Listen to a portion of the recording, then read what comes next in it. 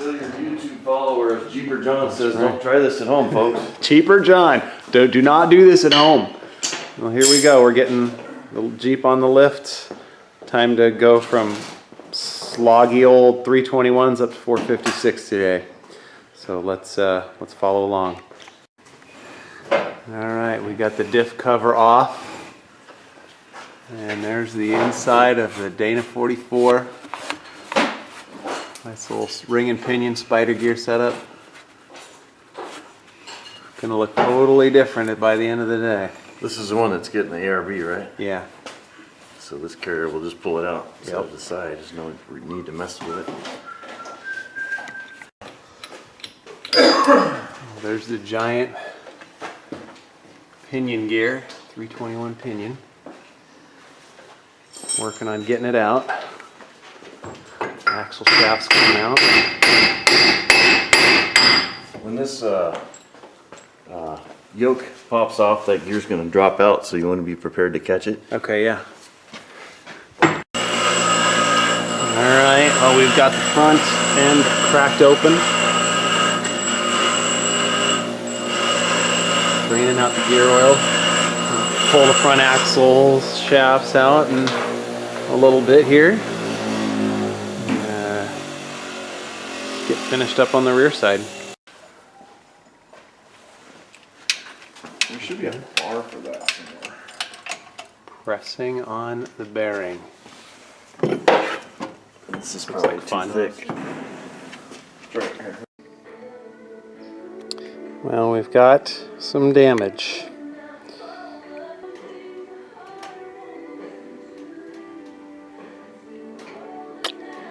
So we need a new yoke. Alright, so here we are after an hour and 15-minute delay. John went to get a new yoke. I was able to get the front one off after a little bit of work with some solvent and an impact wrench. This was not easy. It was on there very good. And we're now clear in here. Front pinion gear came out much easier from the yoke spline on this one. So, and there is our front Dana 30 321 pinion. Those were the trades that weren't going to get me the job. 1 out of 100 hits it'll work. I don't know why. Drilling out the holes in the ARB. Right. All right. Well, after drilling out holes for the ring gear bolts, we now have the ARB locker into the rear diff, and it is now time to make sure that the shims are correct so that our backlash works. And that's where we're at. Good times. All right, one more try. Third time's the charm here. Let's see what kind of a pattern we get.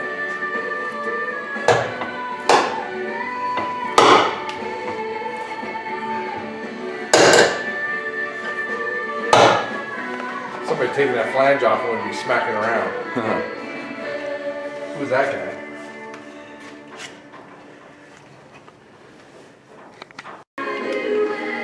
All right, ladies and gentlemen, it is dark 30. I don't even know what time it is. It's been a long day, and I think we have a good pattern finally. How many times has this thing been on and off? 6? 6, 7? Who knows? One stripped nut and countless other issues today. All right, let's see if we can get it buttoned up. Well, ladies and gentlemen, here we are, day 2. Not the words I was hoping to utter, but we come in with a fresh set of eyes and thoughts to try to figure out what the problem is. So what we've got going on appears to be a crush sleeve issue. As we torque down the nut on the pinion here, we're hitting a total stop, and putting even 300-400 plus pounds of torque on it is not spinning the nut. We've actually completely stripped and spun out 2, I think maybe 3 nuts at this point. So the plan is to get on this hydraulic press here and give the crush sleeve a little bit of a start, a little kick start. And hopefully that will help us to torque down on this nut and get the correct pinion load, preload, and all that good stuff. And so hopefully that will not take us all day to do. Front end sitting there waiting for us, saying, "Hey, David John, you gonna come work on me soon or what?" So that's the plan. So here we go. All right, trying to crush the sleeve.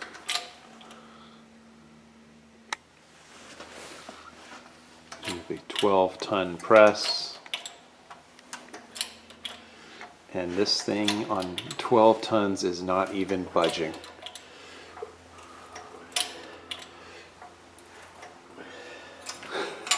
Craziest thing I've ever seen. Well, here's what we ended up doing.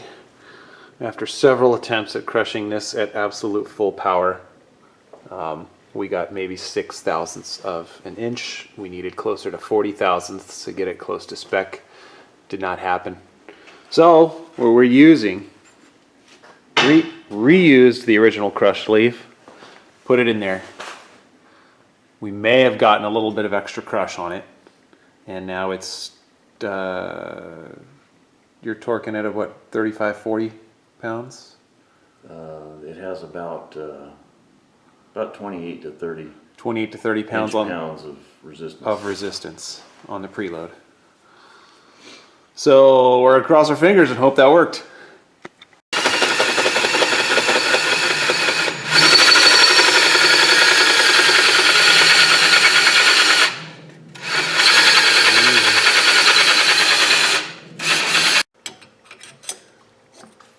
Okay, so GprJon here is tapping the hole using a 1/4 inch something, P what?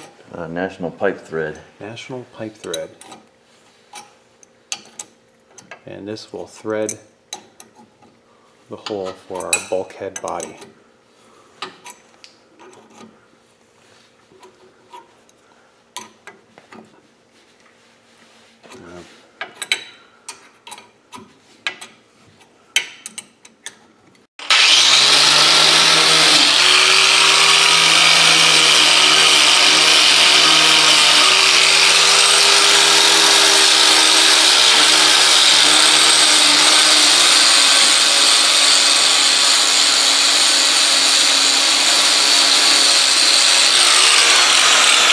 That's nice. Okay, so when we put everything back together and started to button this whole thing up, we ran one more pattern test, and for some reason putting in the crush sleeve caused the pinion to extend too far deep into our housing, and our patterns were a little bit deep. So now we have to pull it apart again and readjust the pinion depth so that we can get a good pattern and backlash. It never ends, folks. Don't try this at home. Well, ladies and germs, we have the diff cover back on. We are plumbed out for the air locker lines, which I'm going to run another day. Got to get the switch all set up too in there as well, so I'll run electrical as well. So now we're going to try and get this rear axle back together and head over to the front. Good times. Okay, rear end back together. We've got our seal setting on our rear diff cover. Let's go up to the front. So we've got our new carrier with our new ring gear, and we're getting our setup bearing ready to go.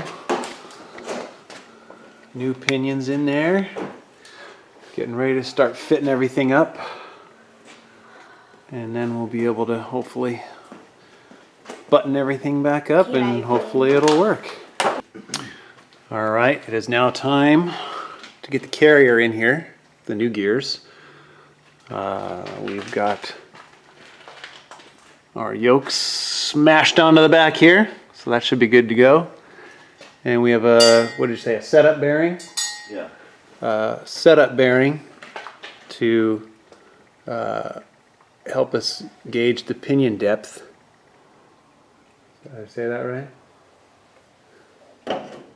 The setup bearing allows us to make changes to the pinion depth without having to press a tight-fitting bearing off of the pinion. Gotcha. And where do we get our setup bearing from?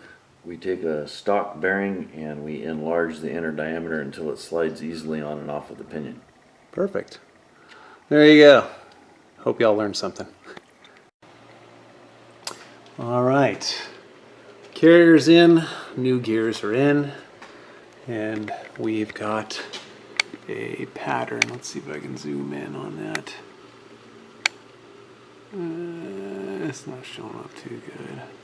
Maybe take the light away. Oh yeah, that helps a ton. Perfect. Okay, so there's our pattern, guys. That looks pretty solid. It's money. All right, let's get those axle shafts back in. Okay, front axles are back in. Got the brakes put on. We're ready for wheels. And got the diff cover on the front.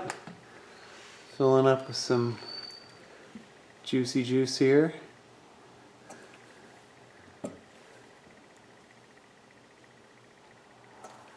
You want to rotate the drive shaft to pull some of the oil up into the carrier? Yeah, let's do that. Holy cow. Wheels are on. Now we're going to bring it down and flash it. Make sure that it knows we have 456 gears. And then take it for a test drive.